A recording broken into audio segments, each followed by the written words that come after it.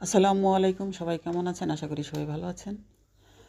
এই যে কড়াই একটা চুলায় বসিয়ে দিয়েছি, তার মধ্যে পেঁয়াজ তেল দিয়েছি, দিয়ে একটু হলুদ লবণ দিলাম, কয়েকটা জিরা ফোড়ন দিলাম, দিয়ে এখন একটু গাজর আর আলু কুচি করে দিলাম,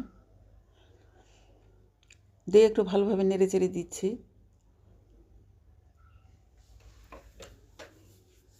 তারপরে যে সিম দিয়ে দিলাম, গাজর আলু সিম দিয়ে একটা সবজি রান্না করব আজকে রুটি দিয়ে খাওয়ার জন্য।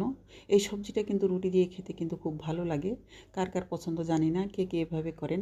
আমি তো এভাবেই করি। এভাবে করলে আমার পরিবারের সবাই পছন্দ করে। রুটি দিয়ে, ভাত দিয়ে, সব কিছু দিয়ে খাওয়া যায়। এই সবজিটা খুব ভালো লাগে শীতকালে এই সবজিটা খেতে।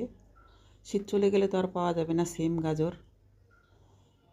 এই যে এইভাবেই রান্না করলাম একটু শুকনা শুকনা করে। খুব ভালো লাগে এই